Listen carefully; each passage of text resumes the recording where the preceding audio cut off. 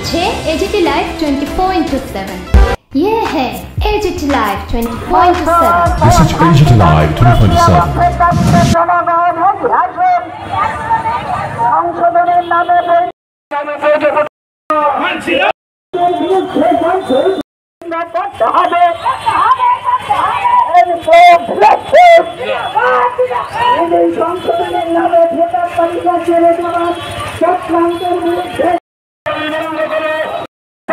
গণতান্ত্রিক পদক্ষেপের বিরুদ্ধে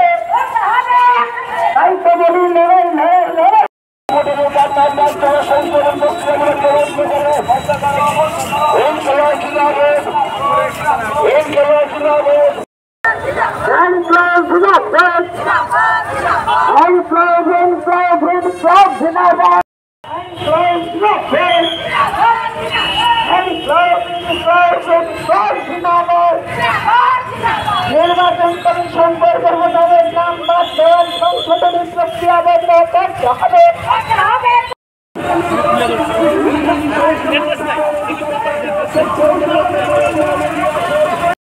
নির্বাচন কমিশনের অবৈধ সিদ্ধান্ত নিয়ে সিপিআর আন্দোলন চলবে। এই সিপিআইএম দিচ্ছে সংশোধনের মাধ্যমে বৈধ ভোটারের নাম বাদ দেওয়া হচ্ছে। নির্বাচন কমিশন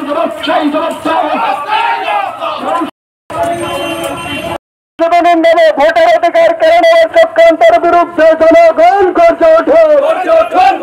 নিজের সংশোধনের নামে ভোটার অধিকার কেড়ে নেওয়ার চক্রান্তের বিরুদ্ধে জনগণ গর্জে ওঠে। নাম তালিকা থেকে বাদ দেওয়ার চক্রান্ত বন্ধ করে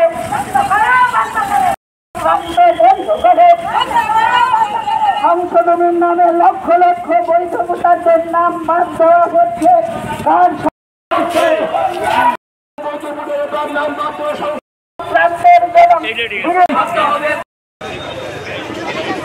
আমরা সবার কাজ শুরু করছি।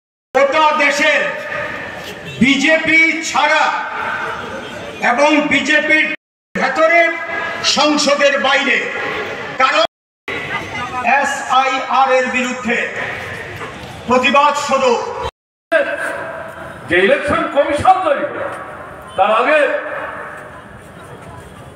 বিজেপি সরকার এই কমিশন তৈরি করার পদ্ধতিটাই বাতিল করে।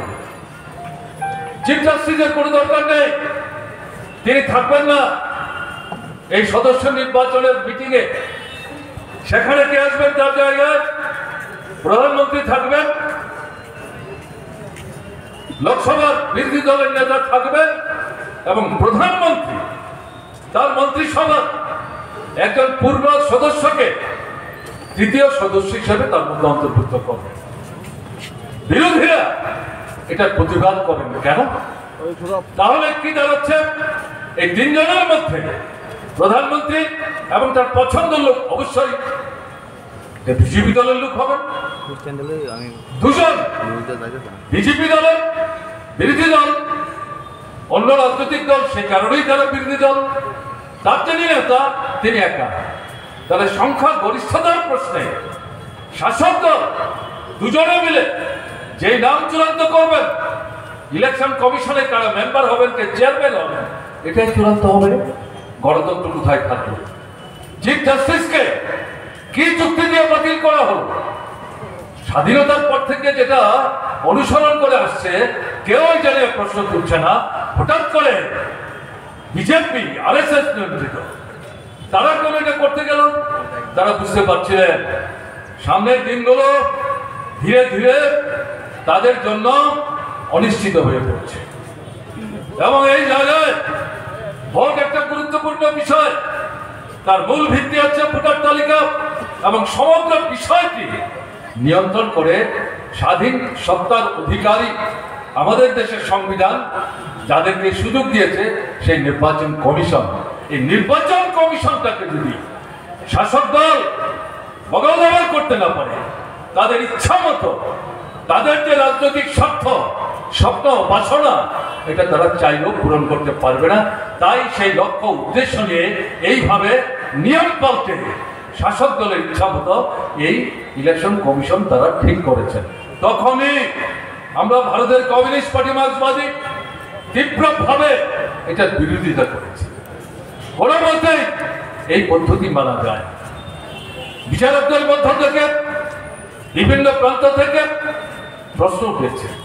বিভিন্ন গণতান্ত্রিক ব্যক্তিত্ব যারা রাজনৈতিক বিষয় নিয়ে, সংবিধান নিয়ে, নির্বাচন ইত্যাদি নিয়ে পর্যালোচনা করেন, বিশ্লেষণ করেন, দলমত নির্বিশেষে তারাও এটার বিরোধিতা করেছে।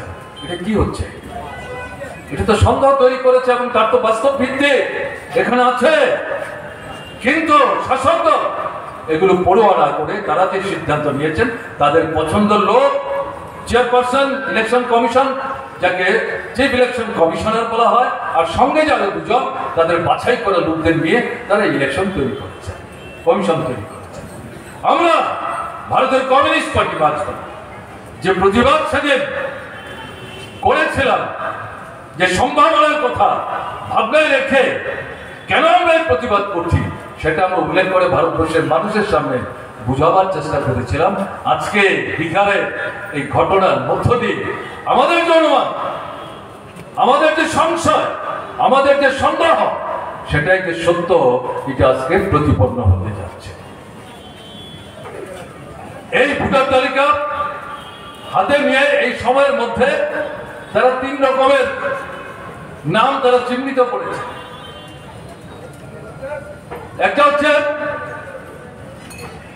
যারা বিহারে থাকেন না, কোথায় থাকেন জানেন না, এরকম একটা সংখ্যা। একটা হচ্ছে মৃত, এটা একটা উল্লেখযোগ্য সংখ্যা। তৃতীয় হচ্ছে একজনের নাম বিভিন্ন কেন্দ্রে স্থান পেয়েছে। এই 3 ধরনের অভিযোগের কথা উল্লেখ করে প্রায় 65 লক্ষ ভোটারকে চিহ্নিত করে তাদের নাম বাদ দিয়ে নতুন করে বিহারের নির্বাচনের মুখে বিহারের সেখানে এই নির্বাচন ভোটার তালিকা, এই তালিকা তারা উপস্থিত করেছে। এই প্রক্রিয়াটাকে বিরোধিতা করছেন সমস্ত বিজেপি ছাড়া অন্যান্য রাজনৈতিক দলগুলো এই প্রক্রিয়াটাকে বিরোধিতা করছে। এবং এতে প্রাথমিকভাবে যেটা দেখা যাচ্ছে, বিশেষ করে সংখ্যালঘু অংশের মানুষ, উপজাতি, তপশিলি, ওবিসি, গরিব অংশের মানুষ, দলিত অংশের মানুষ, শ্রমজীবী অংশের মানুষ, নুনন্তে যাদের পার্থক্য রয়, এই যে নামগুলি বাদ দেওয়া হল, এলাকাগুলো চিহ্নিত করে করে এক একটা বিধানসভা কেন্দ্রে 10 থেকে 15-20 ভাগ করে এই অংশের মানুষ, এই অংশের ভোটার সবচাইতে বেশি। বিহারের যে সরকারটা চলছে জনবিরোধী, স্বৈরাচার, অগণতান্ত্রিক, দুর্নীতির সাথে যুক্ত করেছে এই সরকারকে। জনগণের এই সরকারের উপর আস্থা উঠে গেছে। সবাই বুঝতে পারছে যদি নির্বিঘ্নে ভোট সেখানে সংগঠিত হয়, তাহলে এই সরকার বিজেপি এবং নীতিশ কুমার মিলেও চেষ্টা করলেও এই সরকার ফিরে আসতে পারবে না। কাজে এই সরকার বিজেপির নেতৃত্বাধীন সংযুক্ত শক্তি টিকে থাকতে হবে। টিকে রাখতে গেলে পর ভোটে জিততে হবে, জিততে গেলে পর এই ভোটার তালিকা দিয়ে হবে না, এবং সেখানে বাছাই করে চিহ্নিত করে এই অংশের ভোটারদেরকে বাদ দেওয়ার চক্রান্ত মাথায় দিয়ে এই ভোটার তালিকা সংশোধনের জন্য আকস্মিকভাবে স্বাধীনতার পর প্রথম ইলেকশন কমিশন এই কাজটা হাতে নিয়েছে।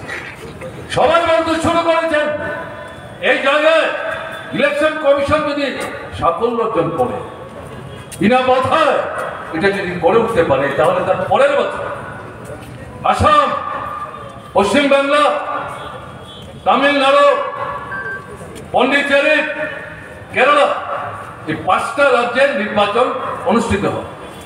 একমাত্র আসাম ছাড়া বাকি রাজ্যগুলিতে বিজেপি অস্তিত্ব নয়। 2-4টা আসন বাদ দিলে আসামেও এই সরকারটা জনবিরোধী ভূমিকা নিচ্ছে, দুর্নীতি এবং সরকার সমর্থক হয়ে গেছে সংখ্যালঘুদের বিরুদ্ধে বিশেষ করে। এবং এখন দেখা যাচ্ছে বঙ্গভাষী যারা, বাংলাভাষী যারা, তাদের বিরুদ্ধে সোচ্চার হতে শুরু করেছে। এবং এটা পরিষ্কার তারা বুঝতে পারছে না কোন স্লোগান সামনে নিয়ে সামনের বিধানসভা নির্বাচনের লড়াই করলে পর ক্ষমতায় টিকে থাকতে পারবে, কিন্তু পরিস্থিতি অনিশ্চিত। মুখ্যমন্ত্রী এবং তার স্ত্রী তারা মিলে গোটা আসামকে লুণ্ঠনের পর লুণ্ঠন করে চলেছেন। এর বিরুদ্ধে আসামে জনগণের মধ্যে ক্ষোভ বিক্ষোভ তীব্র থেকে তীব্রতর হচ্ছে। ক্রমশ অবিজেপি শক্তিগুলো কাছাকাছি আসার চেষ্টা করছে। এই পরিস্থিতিতে বিজেপির চক্রান্ত এই আসন্ন পরবর্তী বছরে বিহারের পর এই নির্বাচনগুলিতেও ক্ষমতায় যেখানে আছে টিকে থাকা, যেখানে ক্ষমতার স্বাদ এখনো পায়নি সেখানে আসবার লক্ষ্য নিয়ে এই ভোটার তালিকাকে ভিত্তি করে চক্রান্তের জাল তারা বিস্তার করছে।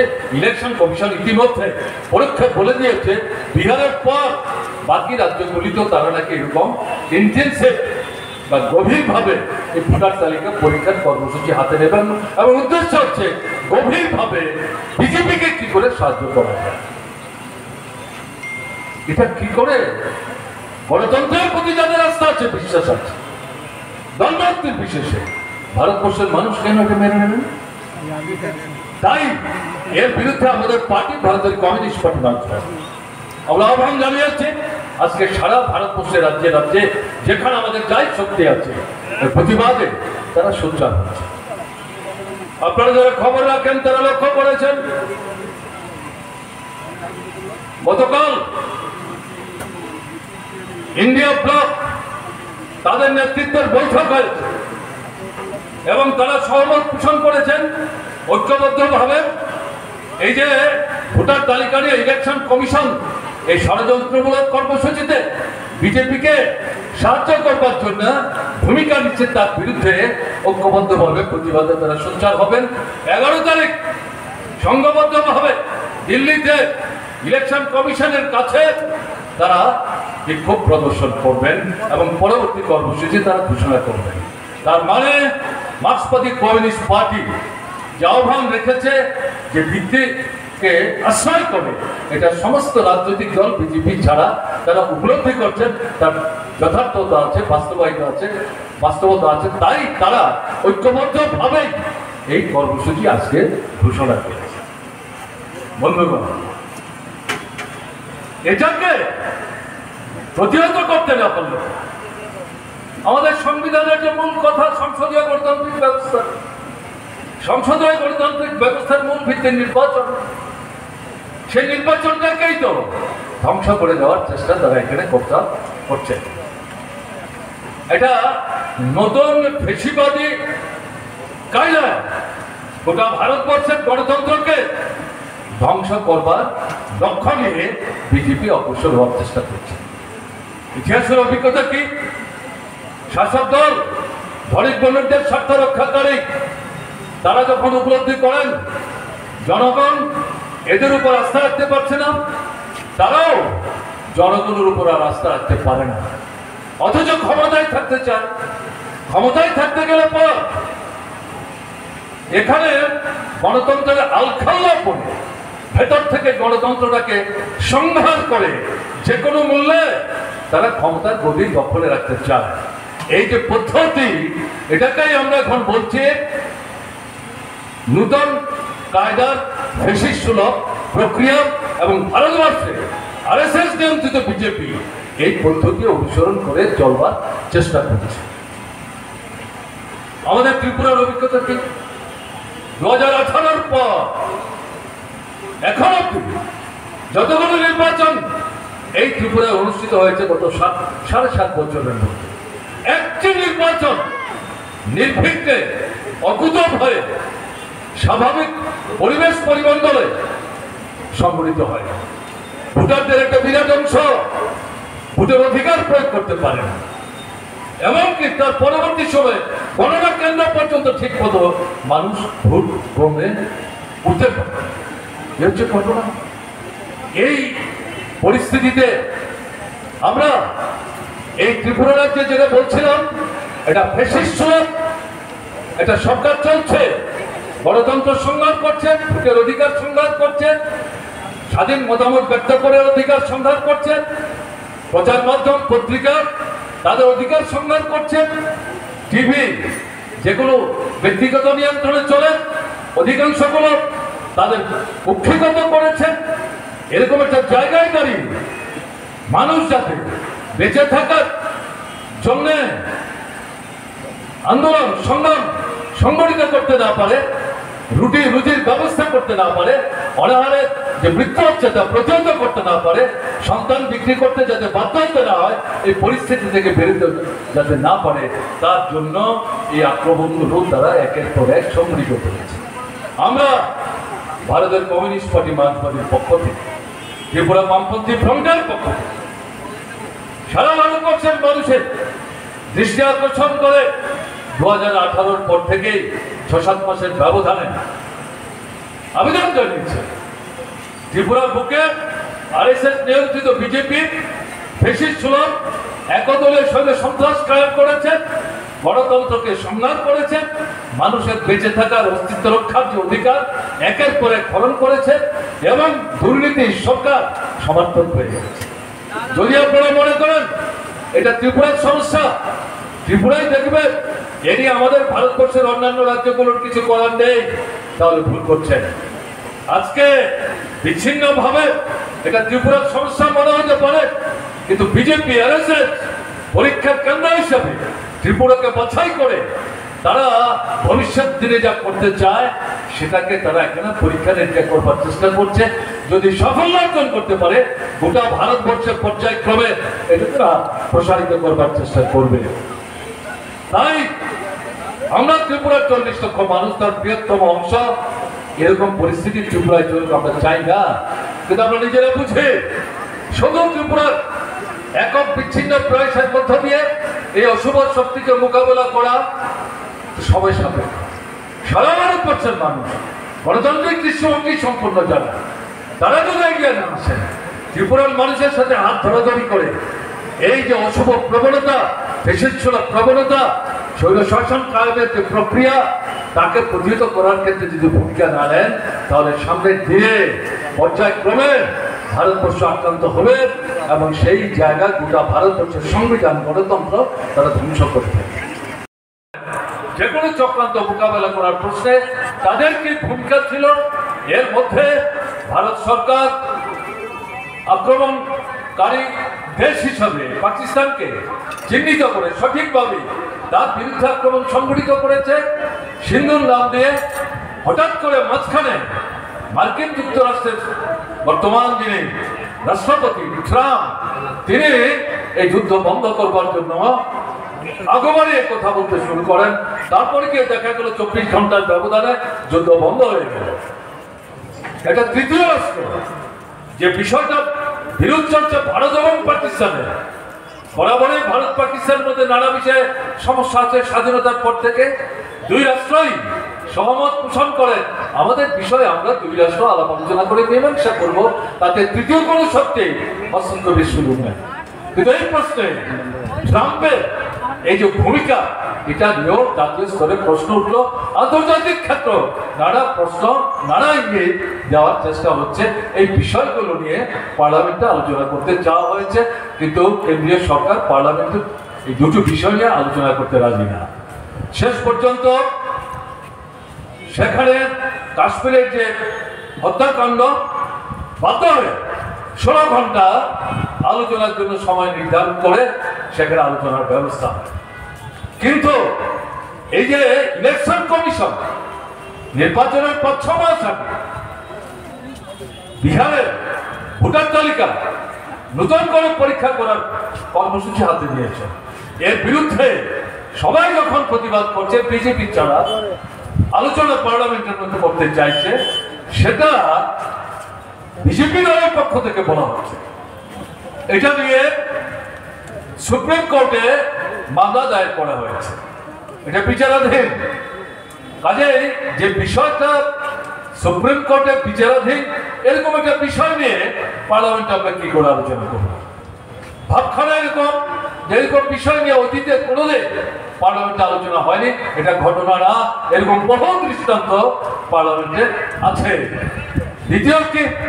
দ্বিতীয় বলছে ইলেকশন কমিশন এটা সাংবিধানিক স্বয়ংশাসিত স্বতন্ত্র সংস্থা, তাদের নেওয়া পদক্ষেপ নিয়ে কি করে পার্লামেন্টের মধ্যে আলোচনা হবে, এটা নাকি সংবিধান বিরোধী হবে। আসলে বিজেপি বেকায়দায় করেছে, তাই এই বিষয় নিয়ে পার্লামেন্টের মধ্যে তারা কোনো আলোচনার দরজা খুলতে চাইছে না। বিজেপি এবং তার সহযোগী যারা, তাদের বাদ দিয়ে সমস্ত রাজনৈতিক দল পার্লামেন্টের অধিবেশন বসার আগে, পার্লামেন্টের অধিবেশন শুরু হলে পর সমাজসরে প্রতিবাদ করছেন, বিক্ষোভ প্রদর্শন করছেন। রাজ্যসভা এবং লোকসভায় অন্য কোনো কর্মসূচি হাতে নেওয়া যাচ্ছে না। এমনকি প্রশ্ন উত্তরের যে 1 ঘন্টার সময় সবচেয়ে গুরুত্বপূর্ণ, সেখানে বিরোধীরা বলছেন আমরা যে বিষয়টি আলোচনা করতে চাইছি, আমাদের সংবিধান, আমাদের গণতন্ত্রের যে মূল ভিত্তি ভোটার তালিকা, ভোট, এটাকে নিয়ে সেখানে যখন এই চক্রান্ত চলছে, এটা বাদ দিয়ে অন্য কোনো বিষয় সংসদের সামনে গুরুত্ব অর্জন করতে পারে না। আগেই যে আলোচনা করতে হবে, তার জন্য সময় দিতে হবে, কিন্তু বিজেপি রাজি হচ্ছে না, ফলে সংসদ বসতে পারছে না। এবং আমি জানি না আজকেও সংসদ সেখানে বসতে পেরেছে কিনা। আমরা ভারতের কমিউনিস্ট পার্টি মাধ্যমে যে ইলেকশন কমিশন, তার যে 3 জন সদস্য, এটা নির্ধারণ করার ক্ষেত্রে প্রচলিত যে পদ্ধতি এতদিন চলে এসছে স্বাধীনতার পর থেকে, প্রধানমন্ত্রী তিনি যে দলেরই হন, পার্লামেন্টের লোকসভার যিনি বিরোধী দলের নেতা তিনি যে দলেরই হন, এবং সুপ্রিম কোর্টের চিফ জাস্টিস, তার কি ধর্ম, তার কি বর্ণ, তার কি সম্প্রদায়, সমস্ত কিছুর উদ্যোগ 3 জনকে নিয়ে একটা কমিটি তৈরি হবে। তারা বসে ঠিক করবেন কোন 3 জনকে নিয়ে এই নির্বাচন কমিশন তৈরি হবে, তার চেয়ারম্যান কে হবেন। তারা তাদের এই প্রস্তাব পাঠাবেন সরকারের কাছ থেকে কাছে, সরকারের সংশ্লিষ্ট দপ্তর এটা পরীক্ষা নিরীক্ষা করার পর এটা পাঠাবেন রাষ্ট্রপতির কাছে। রাষ্ট্রপতির কাছে এই প্রস্তাব যখন যাবে, তিনি সম্মতি প্রদর্শন করবেন এবং এই কমিশন কাজ শুরু করবে। এতদিন এটা চলে আসছে, পত্রিকায় এই সম্পর্কে কেউ তথ্য উপস্থিত করেন। কোন রাজনৈতিক দলের নেতৃত্ব এই সম্পর্কে কোনো দৃষ্টান্ত স্থাপন করতে পারে। এবং প্রথম বিহারের বিরোধী রাজনৈতিক দলগুলো বিজেপি এবং তার সঙ্গে যারা একসাথে মিলে এই সরকারটা বিহারে চলতে সাহায্য করছে, তাদেরকে বাদ দিলে বাকি যে সমস্ত রাজনৈতিক দল, তারা সবাই সমস্যায় এর প্রতিবাদ করছেন, যেটা উদ্দেশ্যমূলক, ষড়যন্ত্রমূলক। এর পেছনে একটা গভীর চক্রান্ত চলছে এবং এটা তো আগে কোনোদিন হয়নি। কেন এটা? এটা বন্ধ করো, এটা চলবে না, এটা হতে পারে না। এবং এই সম্পর্কে পার্লামেন্টের মধ্যে আপনারা দেখছেন সেশন চলছে, সেই জায়গায় বিরোধী রাজনৈতিক দল দুটো বিষয়ে প্রথম থেকে যারা মুখর, একটা হচ্ছে কাশ্মীরে কিছুদিন আগে সন্ত্রাসবাদীদের আক্রমণে